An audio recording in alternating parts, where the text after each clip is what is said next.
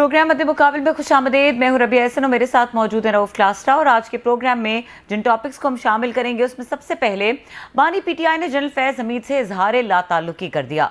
सियासी ताल्लुक से वाज़ेह इनकार। साबिक इंटेलिजेंस चीफ की गिरफ्तारी फौज का अंदरूनी मामला करार। नवाज शरीफ से डील के बाद जनरल बाजवा पर फैज हमीद को ओहदे से हटाने का इल्जाम लगा दिया। इसके अलावा बात करेंगे वज़ीर आज़म ने पावर सेक्टर और एफबीआर को 77 साल की बीमारियों की जड़ करार दे दिया। 500 अरब रुपए की सालाना बिजली चोरी का एतराफ। शहबाज शरीफ ने डिस्को अफसरान पर इदारे को तबाह करने का भी इल्जाम लगा दिया। इसके अलावा बात करेंगे ओलंपियन अरशद नदीम पर इनामात की बारिश। वज़ीर आला पंजाब मरियम नवाज ने 10 करोड़ का चेक कीमती कार तोहफा कर दी। अरशद नदीम खानदान के हमरा वज़ीर आज़म की दावत पर खुसूसी तैयारे के जरिए इस्लामाबाद पहुंच गए। स्टेट गेस्ट का दर्जा मिल गया। और इसके अलावा बात करेंगे कौमी असम्बली दाखिला कमेटी इजलास। वज़ीर दाखिला, सेक्रेटरी दाखिला गैर हाजिर, अरकान फट पड़े। सीडीए सेक्टर डेवलप करने में नाकाम। निजी हाउसिंग सोसाइटीज ने अरबों रुपए बना लिए। अरकान के इंकशाफ। कराची में मनशियात ने नौजवान नस्ल तबाह कर दी। पुलिस कंट्रोल करने में नाकाम कैसे, अहम डिटेल्स इस हवाले से आपके साथ शेयर करेंगे। इसके अलावा बात करेंगे मुल्क में इंटरनेट सर्विस मुतासिर। फ्रीलांसर्स बड़ी मुश्किल का शिकार। रोजाना करोड़ों का नुकसान।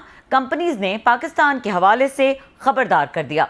ये तमाम टॉपिक्स हैं जो आज के प्रोग्राम में शामिल करेंगे। और डिस्कशन के लिए हमें ज्वाइन कर रहे हैं सीनियर सियासी तज्जियाकार हफीजुल्लाह न्याई साहब। उनको वेलकम करेंगे। अस्सलाम वालेकुम हफीजुल्लाह न्याई साहब। वालेकुम सलाम जी। अच्छा सर, सबसे पहले स्टार्टिंग फ्रॉम जो कल की बड़ी खबर थी, लेकिन आज भी ये बड़ी ही खबर है। जनरल फैज को जिस तरह से गिरफ्तार किया गया है और फौज की तहवील में है, उनका कोर्ट मार्शल जो है वो शुरू कर दिया गया है। आपको तवक्को थी इस स्टेप की? पहले तो मुझे अच्छा लगा कि बड़ी को बड़ी किया ना तो बड़ी थी नहीं थी, लेकिन आपने इस तरीके से उसे बड़ी करके किया तो बड़ी हो गई है अब। अच्छा, ये खबर बड़ी बात यह है कि बहरहाल वाकई खबर बड़ी भी है, अनहोनी भी है। मैं तो हमेशा से इस बात के बारे में यकसू था कि अगर उन्होंने इमरान खान साहब को अगर कोई इंतहाई सजा देनी है या उसके बारे में कोई इंतहाई सोच रखती है हमारी एस्टेब्लिशमेंट की जो क़यादत है, जो हमारी असली क़यादत है, तो उनको 3 बंदे कुर्बान करने होंगे। एक हमारे रियाज मलिक साहब हैं, एक जनरल फैज है और तीसरे जनरल बाजवा हैं।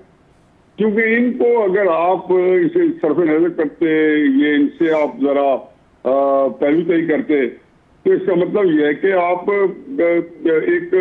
एक मजाक कर रहे हैं। मैंने तो कॉलम लिखे थे, मैंने कहा क्या बात है कि जो सिविलियन हो, प्राइम मिनिस्टर हो या सिविलियन लीडर हो, उसको आप जो है सूली भी चढ़ा दें और जो वर्दी पहन रखी हो।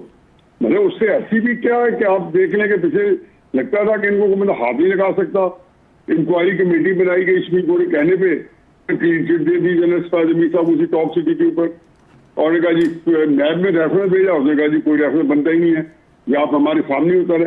तो मेरा ख्याल है कि वो जो कहते हैं ना chicken are coming home to roost, तब वही आ गया जी सामत अमाल। मैं मान ही नहीं सकता हूँ कि प्रयास पाकिस्तान के खिलाफ जराइम करने वाले बंदे वो अल्लाह मियाँ के हाथ जो कोई सजा मिलनी है पाकिस्तान के अंदर वो जो है इबरत का निशान ना बनना था जनरल फैज हमीद ने। और लेकिन जब इसे क्राइम्स की लिस्ट आएगी ना, तो मेरा ख्याल है कि आपके सारे जो है प्रोग्राम जो है अगले कई महीने उसी पे चलते रहेंगे कि उस बंदे ने कौन से क्राइम नहीं किए। मैं तो समझता हूँ कि तहकीकात तो नहीं चाहिए अरशद शरीफ को किसने मर्डर किया है, तहकीकात तो नहीं चाहिए इमरान खान साहब पे किसने हमला कराया है। अगर कोई बंदा तो था ना कि ये सारे काम हुए हैं कि नहीं हुए। कौन बंदा था कि जिसने एक आर्मी चीफ जो कि अभी बना नहीं है, एक लेफ्टिनेंट जनरल है और अपने इदारे के ऊपर पड़ गए कोर कमांडर के लेवल का बंदा हो। कौन नहीं जानते कि इमरान खान साहब के लॉन्ग मारते थे कौन था? कौन नहीं जानता कि उसको कौन स्पॉन्सर कर रहा था? ये परवेज लाई ने नहीं अपने इंटरव्यू में कहा, मुनीस लाई ने क्या, तो जनरल बाजवा ने भेजा इमरान साहब के साथ। तो आप जो है ये सारे कोहोर्ट्स थे, ये सारे पार्टनर क्राइम थे, जब बाजवा और ये फैज हमीद। लेकिन अल्लाह की अपनी स्कीम थी, वल्लाहु खैरुल माकिरीन। अल्लाह के ही जो तदबीर होती है वही कामयाब होती है। वरना इन्होंने ऐसी परफेक्ट एक स्कीम बनाई थी कि जिसमें जरा आसिम मुनीर को भी रोकना था। फिर काजी साहिब साहब ने क्या कसूर किया है, उसको तो केस भी नहीं देते। सुप्रीम कोर्ट ने फैसला किया था कि वो इमरान खान के केस ही सुन सकता। 5-6 साल आपने सिर्फ इसलिए कि अगर वो रह गया तो आपके अहकाम की पैरवी नहीं करेगा, उसकी बीवी बेचारी को ग्रिल किया, उसके ऊपर क्या क्या केसेस नहीं बनाए, कसूर क्या था? ये तो मैं समझता हूँ कि दो चीफ्स कहानी, एक आसिम मुनीर और एक काजी फैजी था। तो इनमें सब में जो मैन बिहाइंड कि जो जिन्हें पाकिस्तान के अंदर पाकिस्तान आज अगर सिविल वॉर के दहाने पे है या एक अनार्की के दहाने पे है, तो उसका वाहिद जिम्मेदार जो है फैज हमीद है। और जाहिर है कि फैज हमीद जो है वो बाजवा साहब की नाक के नीचे काम कर रहा था। अच्छा हफीजुल साहब, बात तो डेफिनेटली क्लास साहब इस चीज़ को टेकअप करेंगे, क्योंकि जो आपने बात की उसमें अहम नुकता ये है कि अब आगे क्या होता हुआ देख रहे हैं। आपने जिस तरह कुछ नाम भी लिए, तो ये हो नहीं सकता कि वो अकेले इंडिविजुअली कोई एक्ट कर रहे हो और उसमें कोई और शामिल ना हो, हायरार्की को भी देखना पड़ता है।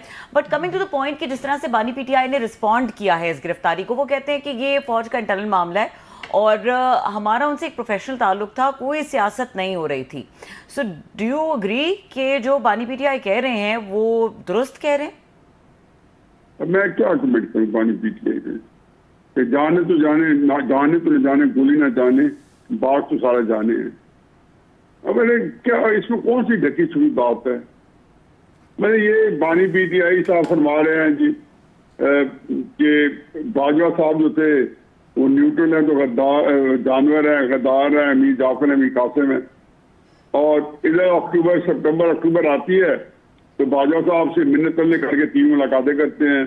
वो बड़ा, मुझे ये बात में कई दफा टीवी पे कह चुका हूँ, मुझे जनरल तारिक अली साहब ने बताई, बाजवा साहब बड़ा इंसल्टिंग था और उनके साथ और उनका बहुत ही उनकी तस्दीक की। उनका आपको शर्म आनी चाहिए मुझसे मुलाकात करते हुए, आप मुझे गद्दार कह रहे हो, अमीर जाफर कह रहे हो। और फिर यही बाजवा साहब के बारे में कहा जिसको मैं एक्सटेंशन देना चाहता हूँ। कब कहा? इक़्तिदार से निकलने के बाद, सितंबर अक्टूबर के अंदर। ये तो पाकिस्तान के अंदर ये जो है ना है कुछ नजर आते हैं कुछ, तो ये बस ठीक है, जैसी तैसी है। हमारी बदकिस्मती है कि लोगों के पास फॉलोइंग है, इनके पास सपोर्ट है, ये इनका झूठ भी सच है, हमारा सच भी कोई सुनने पर तैयार। और क्या इसमें क्या है कि बानी पीटीआई को तो मैंने कि मैं फैज हमीद के करतूत जब सामने आएंगे तो फिर वो क्या करेंगे? ये फर्क होगी तो इल्जाम लगे थे तो बानी पीटीआई साहब फरमाते बेचारी फर्क होगी, उसका नाम क्यों लेते हो? अब नाम लेने में फर्क होगी का किसका? मतलब कौन सा काम है कि जिसके काजी फैज का मैंने नहीं किया जी? किसने किया जी?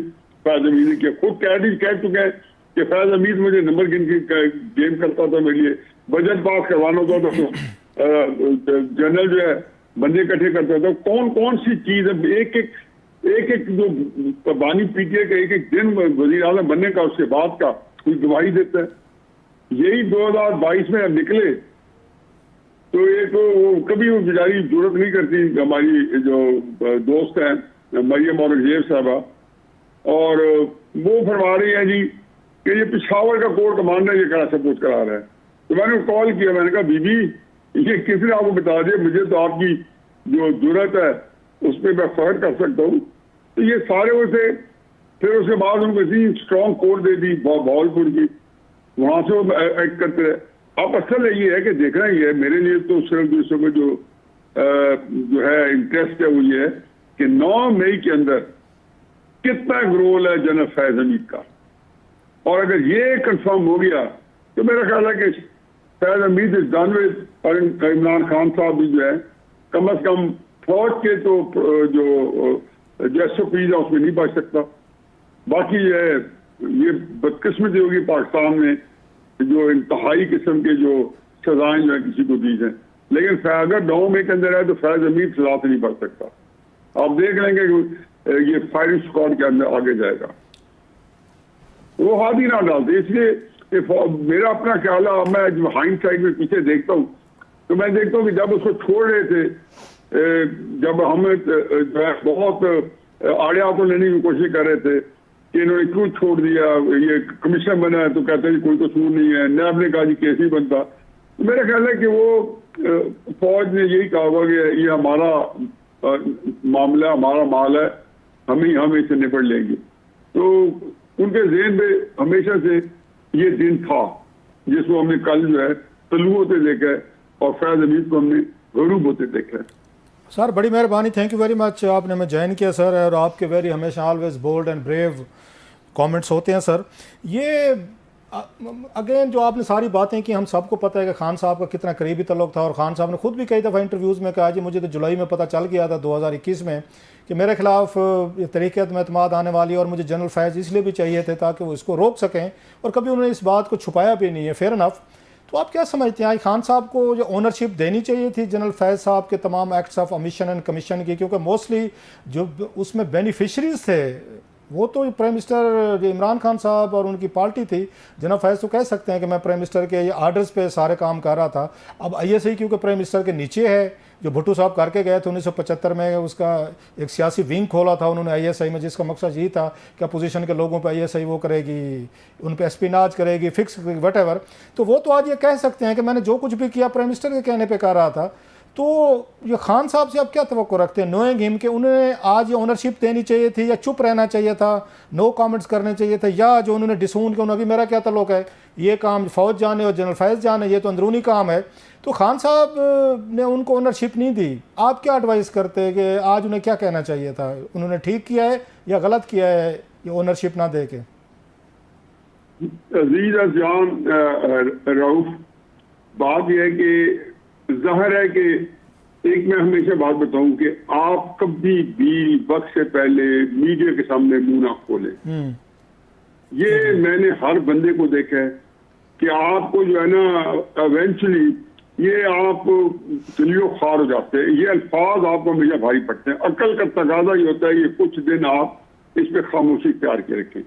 वह क्या फर्क पड़ता है, उन्होंने कोई खान साहब से कोई गवाही लेनी है, अभी उन्होंने तो कहा ही नहीं कि हमें खान साहब के लिए पकड़े। खाम खाम बंगारा हमारे जर्नलिस्ट से सवाल किया होगा खान साहब से, उन्हें जवाब दे दिया होगा। बाकी जो है कि डेफिनेटली जैसे आपने कहा है उनको खामोश रहना चाहिए, तो क्या फर्क पड़ता है, हर बार को जवाब देना जरूरी होता है। मैं तो अपना, मैं खुद मीडिया का आदमी हूँ, लेकिन मीडिया के आगे जब जाता हूँ तो मैं कोशिश करता हूँ कि जितना कम बोल के निकल जाऊं, क्योंकि हर चीज पे जो है वो आपका फिर आपके सामने जो है जिसको कहने चाहिए नक्श के सामने आती है।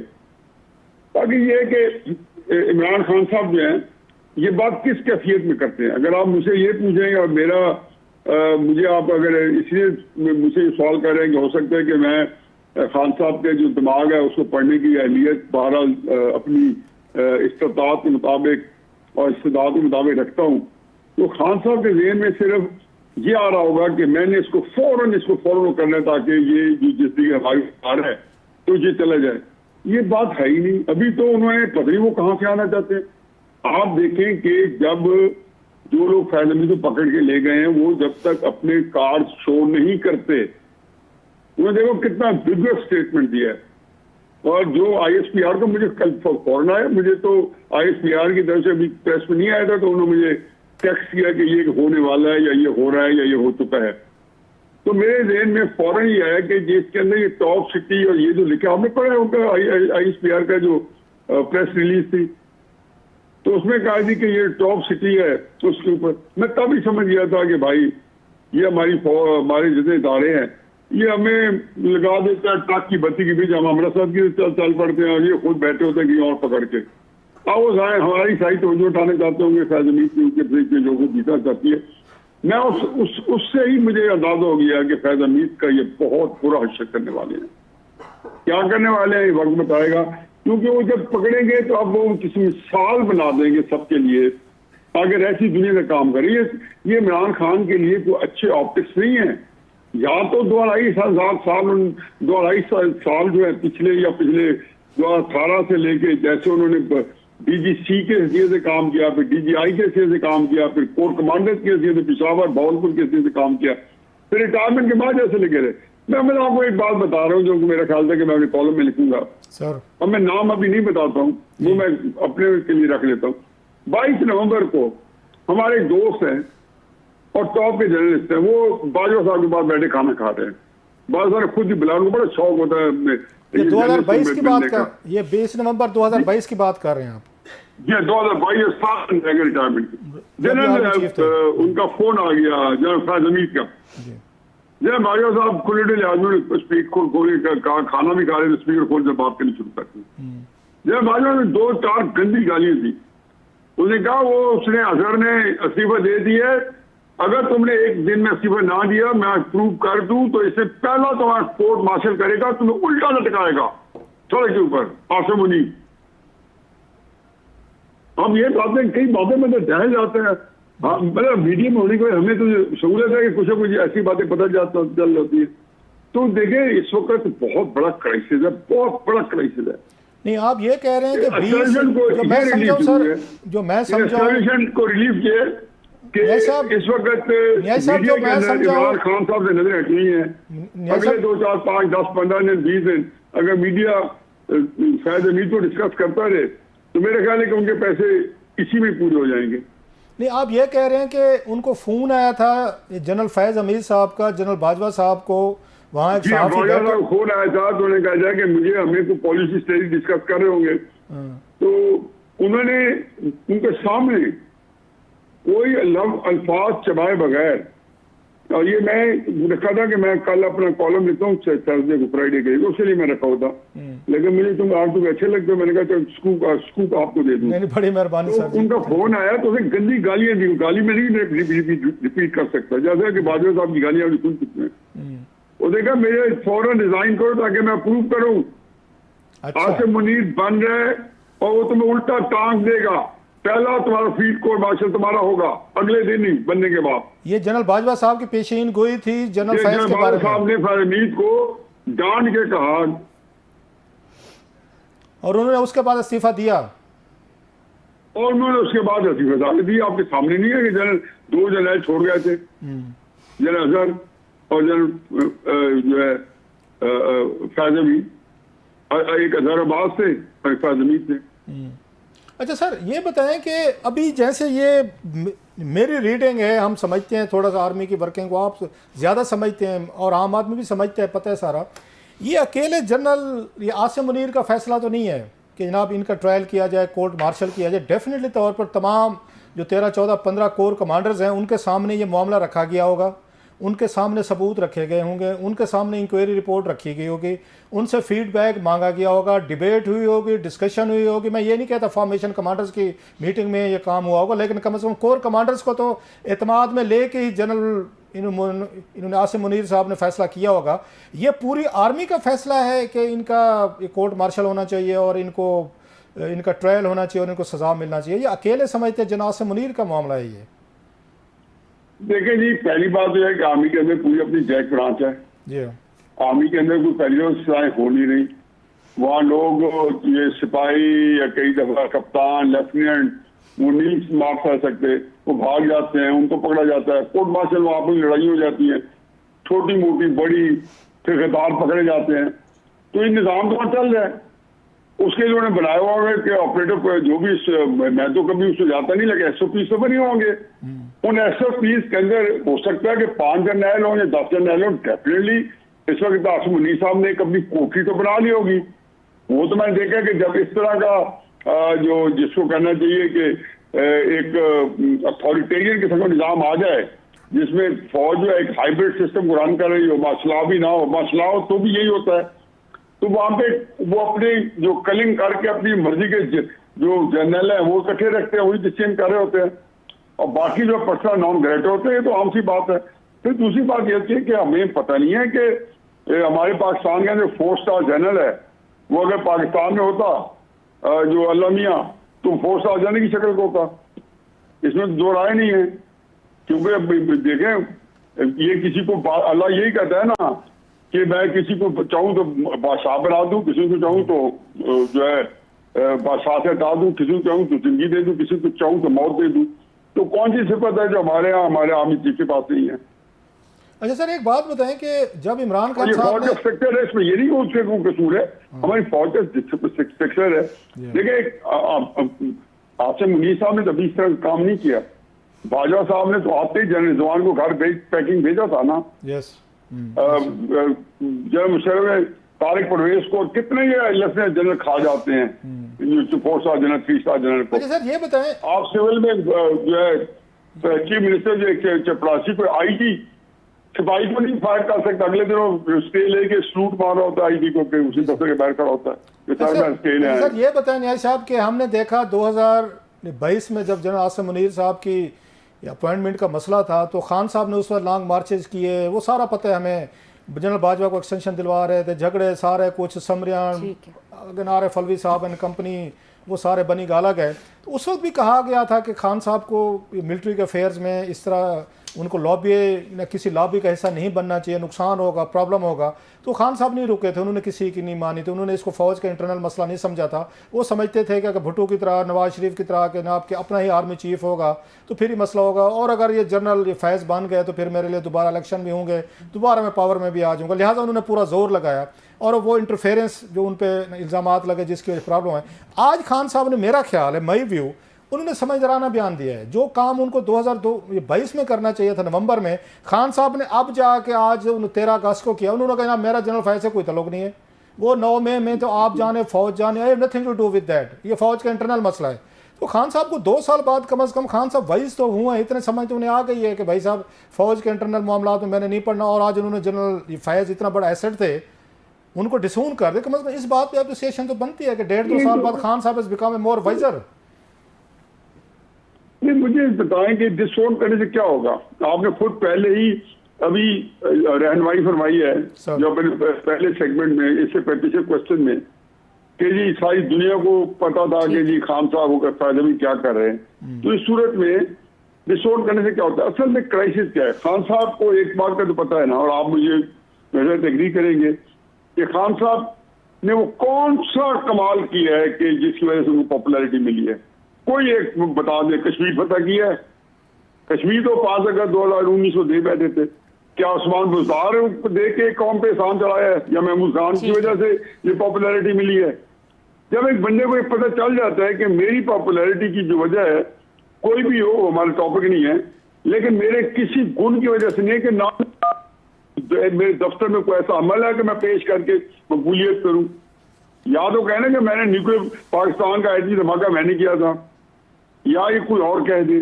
जब कोई काम नहीं किया, सी पैक बंद करवाया है, जो आप देख लें, आप तरतीब देख लें कि कोई एक भी अमल, कोई 25,000 वादे किए थे इलेक्शन 2018 से पहले, कोई एक बता दें कि फलाना इम्प्लीमेंट कर दिया, तो क्या वजह? तो जब एक बंदे को कतई नजर के मैं अब हम उसमें जाएंगे क्यों पॉपुलर हुए हैं या नहीं हुए, और किस बयानिए पे हुए हैं या काम पे हुए हैं, वो अलग बात है।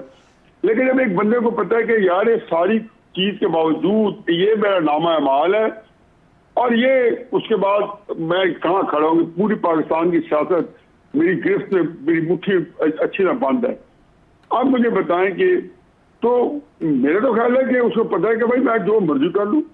उनके बंदे शानदार गुलजार ने जब 3 हफ्ते पहले जेल से निकलने के बाद कहा कि खान, किसी इसी तरह की बात, उन्होंने कहा खान साहब ने परसों ये बयान दिया, आज ये दिया। उन्होंने कहा खान साहब वो भी ठीक कहते थे, खान साहब ये भी ठीक कह रहे हैं। खान साहब जो कहते हैं गलत कहते हैं तो हम मुझे ठीक कहेंगे, और ठीक कहते हैं हम मुझे ठीक कहेंगे।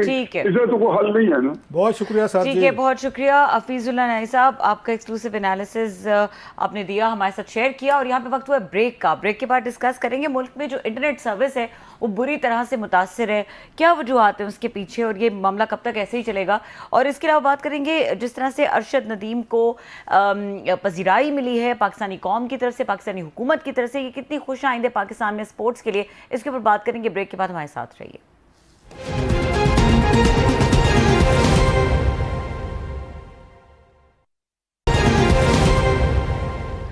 Welcome back. क्लास साहब, ये मुल्क में एक और मामला बड़ा जो है वो इस वक्त संगीन है, और 1-2 दिन की ये बात नहीं है, काफ़ी दिन हो गए हैं, इंटरनेट सर्विस बिल्कुल भी नहीं काम कर रही।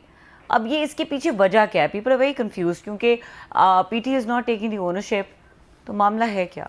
वजह तो इस पे हम आते हैं, जो भी वजह है, बात यह है कि इस पॉलिसी से इस मुल्क को नुकसान कितना हो रहा है, और आपको थोड़ा सा बैठ के इसका एनालिसिस करना पड़ता है कि क्या चीज़ फ़ायदे में है, क्या चीज़ नुकसान में। फ़ायदा किस में, पहले ये देख लें।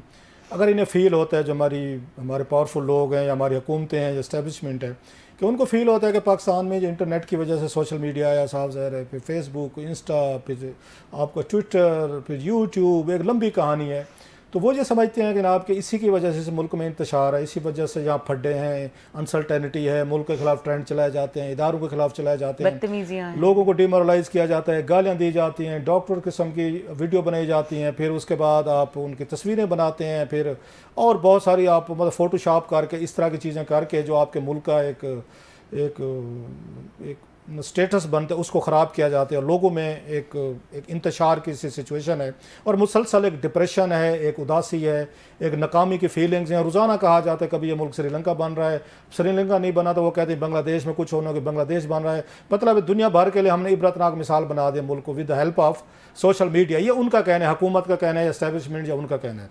अब मज़े की बात है कि कभी एस्टेब्लिशमेंट को यही सारी चीज़ें सूट करती थी, अच्छी लगती थी, but with the change of command, जब यहाँ पे उसको at the helm of affairs बैठे थे, जनरल बाजवा साहब बैठे थे, या इससे पहले ही मैंने अगर आप देखें जनरल रहील बैठे थे, तो उनको सूट करती थी सारी चीज़ें। सोशल मीडिया भी सूट करता था उनको, ट्विटर वगैरह।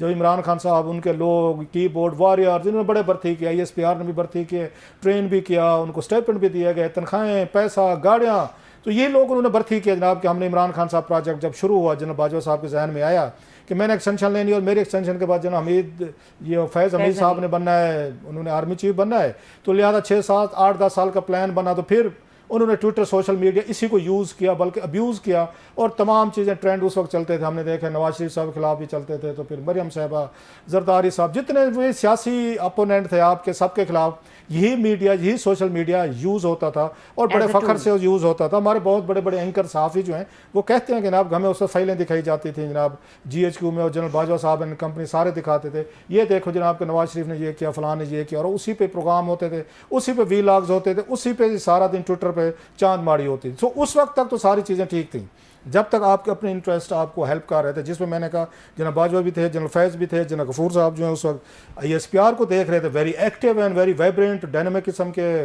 उन्होंने बल्कि 5th जनरेशन वार की कीबोर्ड वॉरियर की टर्म ही वहीं से शुरू हुई, वहीं से सारा कुछ लॉन्च किया। अब with the change of command, जब इमरान खान साहब हटे और उसके बाद इमरान खान साहब ने वो सारा क्राउड जो है उन्होंने उसका रुख जो है एस्टेब्लिशमेंट की तरफ किया, फ़ौज की तरफ किया, और वही मतलब वो क्या मकाफात अमल कहें, कारमा कहें, वही हमने देखा कि जनरल बाजवा साहब एंड कंपनी जो है वो उसके विक्टिम बने। फिर वही सोशल मीडिया शुरू हुआ जिसने उनको मीर सादिक, मीर जाफर गद्दार, ट्रेंड, उनकी तस्वीरें, फोटोशॉप, सब कुछ होना शुरू हुआ। वहाँ से हीट आना शुरू हुई कि भाई ये क्या हो रहा है, ये तो जिन है बहुत बड़ा, और जिन को अनलीश हमने किया, बोतल से हमने निकाला, बोतल में कैसे जिन को डालें। वो जिन को बोतल में डालने की कोशिश उस वक्त भी कर रहे थे, जनरल बाजवा साहब ने भी की, जनरल फैज़ साहब ने भी, खैर उनकी तो उस वक्त लॉयल्टीज ही डिफरेंट हो गई थी, इमरान खान साहब के साथ वो खड़े हुए थे। अब ये चीज़ें जब एक नई आई है, मिलिट्री कमांड हुई, बाजवा साहब के बाद जनरल आसिम मुनीर साहब आए हैं, तो सारा ट्रेंड वही जो है उनकी तरफ रुख हुआ है। इमरान खान साहब का मीडिया हो, उनका सोशल मीडिया हो, टीमें हों, वक्ती तौर पे उन्होंने ये यूज़ किया था जब वो लॉन्ग मार्चेस कर रहे थे रोकने के लिए कि आसिम मुनीर साहब को नहीं बनना, तो बहुत सारी कंपेन पहले ही शुरू हो गई थी। सो जनरल आसिम मुनीर साहब जो हैं, उन्हें जो मेरी इतलात हैं, उन्हें शुरू में इतना ज़्यादा पता नहीं था, इवन उनको वीलॉगर्स का नहीं पता था, यूट्यूबर्स का पता नहीं था, सोशल मीडिया का इतना समय नहीं था। ऐसा ऐसा वो चीज़ें जब स्प्रेड होना शुरू हुई उनके बारे में, फैमिली के बारे में, तो देन उन्हें एहसास होना शुरू हुआ भाई ये तो कोई चीज़ है। सो उन्होंने लोगों से आके बातचीत करना शुरू की, मशवरे लेना शुरू किया, भाई इसको कैसे करना है। तो एक्सपर्ट बुलाए गए, बैठे, सेशन हुए कि करना क्या है इसका। तो खान साहब ने उसको उन्होंने स्पीड बढ़ाई इन इश्यूज़ पे कि हमने जनाब आसिम मुनीर साहब जो हैं इनको ज़रा चेक में रखना है और ये हमारी मर्ज़ी के मुताबिक बातें करेंगे। वो खान साहब का ये भी स्टाइल है, वो मीडिया हो, जजेज़ हों, अपोनेंट्स हों, वो अपनी टीम में लॉन्च करते हैं, लोग डर जाते हैं। बहुत सारे मैं एंकर जानता हूँ जो अपनी निजी महफिलों में खान साहब के बारे में कुछ और गुफ्तगू करते हैं, टीवी पे एंकर्स या वीलॉग में बिल्कुल डिफरेंट करते हैं। बहुत सारों को जानता हूँ, जब पूछता हूँ रेटिंग भी है, खौफ भी है कि जनाब हमारी ट्विटर, सोशल मीडिया पे हमें गालियाँ पड़ती हैं, हम क्यों गालियाँ कहें। खान साहब ने चुक्की रखो, साढ़ा की जानते, चुक्की रखो खान, बल्ले बल्ले, हमें पैसे भी आ रहे हैं, फेम भी मिल रही है, हमें व्यूज़ भी मिल रहे हैं, लेकिन निजी महफिल में मैं जानता हूँ ज़ाती तौर पे कि वो इनके खिलाफ गुफ्तगू करते हैं, बड़ी इंतहाई जाके मैं क्या कहूँ किस तरह की गुफ्तगू करते हैं। सो ये चीज़ें उन्हें समझ आनी हुई कि जनाब ये तो सारा खान साहब का जो वेपन है वो सारे का सारा सोशल मीडिया है। अच्छा, मरियम साहिबा ने भी कंपेन इन्होंने भी मैच करने की कोशिश की थी जब 2014 में इन्होंने मीडिया सेल बनाया प्राइम मिनिस्टर हाउस में, इन्होंने भी यही काम किया, ट्रेंड चलाओ, गाली गलोज यहाँ से भी शुरू होगी, उस वक्त बनी गाला हो, फिर आपका रेमंड हो, पाक पतन हो, इनके खिलाफ बड़े बड़े उस पर ट्रेंड चले, और बड़े मैं अगर नाम नहीं ले सकता, ऐसे ऐसे गलीज किस्म के ट्रेंड चलाए गए, बुशरा बीबी साहिबा पे चले, मरियम साहिबा पे चले, खवातीन पे, सब पे चलाए गए। सो एक वार शुरू हो गई। सो वो जो गंद शुरू हुआ जिसमें हम सब शामिल हुए, जहां जहां लोग बैठे थे, उन्होंने कहा जनाब कि जिसके हाथ में, बंदर के हाथ में उस्तरा आ जाता है या माचिस आ जाते हैं, उन्होंने पूरे जंगल को आग लगाओ। सो ये सोशल मीडिया भी काम किया, बना आपके लिए वेपन। इस वेपन के जरिए हम अपने दुश्मनों को, मुखालफों को खत्म करेंगे। ये फिर आपकी वो नहीं रही, पॉलिटिक्स नहीं रही, it wasn't politics any more. अब ये पर्सनल वार शुरू होगी, जब किसी की फैमिली पे करेंगे, घर पे करेंगे, बच्चों पे करेंगे, it became a personal, not मतलब बिजनेस एनी मोर। नतीजा ये निकला कि नई एस्टेब्लिशमेंट ने फिर ये सोचा कि जनाब इसको रोकना है। रोकने का हल क्या है? फिर उन्हें हल दिए गए। पहले उन्होंने कहा पीक ऑर्डिनेंस इमरान खान साहब के दौर में भी आया, मरियम साहब ने बनाया कि गिरफ्तार करो, FIA करो, फलां करो, उसके जरिए भी नहीं चला। अब उन्होंने कहा जनाब इसका एक ही हल है कि या तो आप इसको बंद कर दें। उन्होंने एक्स या ट्विटर को फरवरी से बंद है, ये ऑफिशियली तौर पर बंद है हमारे यहाँ, बाकी VPN पे लोग चला रहे हैं। अदरवाइज पाकिस्तान में तो इस वक्त आपका ट्विटर नहीं चलता। उसके बाद उन्होंने कहा नहीं अभी भी लोग VPN पे चले गए। वैसे उस दिन बताया गया, ये PTA के चेयरमैन ने बताया, जनरल साहब ने, कि 70% लोग जो है ना वो अभी भी एक्सेस नहीं कर पाते, सिर्फ 30% VPN यूज कर रहे हैं। सो इतनी ट्रैफिक डिक्रीज हुई है इसकी, आपको ट्विटर सोशल मीडिया की इम्पैक्ट आया है बंद करने से, कि 30% लोग इस वक्त आपके पाकिस्तान में टोटल आपका यूजर है एक्स का, वो यूज कर रहे हैं। सो उनको इससे नताइज से ज़रा वो मिला है, या उनके जो व्यूज़ थे या उनके रीट्वीट से वो बड़े कम हो गए। सो उससे इनकरेज हो ना कि नहीं अब अगला काम करो, फायरवॉल लगाओ।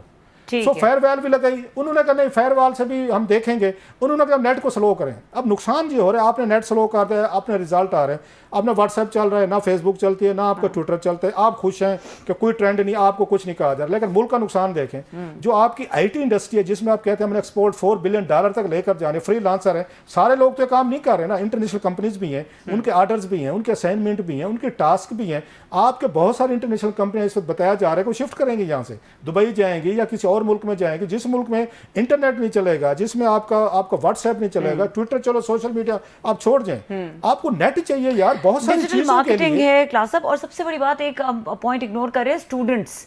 अभी तो तालीम का जो सिलसिला है इससे इफेक्ट होगा, इसका इम्पैक्ट आने वाले दिनों में उसके ऊपर बात होगी कि स्टूडेंट्स जो हैं वो तो पढ़ते ही सारे इंटरनेट से है, इंटरनेट से। और दूसरा this is very alarming. So break का वक्त हो रहा है। आप चले ब्रेक लेकर आए, कोई थोड़ी सी हमारी सबमिशन है, मेहरबानी फरमाएं, शॉर्ट टर्म फायदों के लिए मुल्क का लॉन्ग टर्म नुकसान मत करें।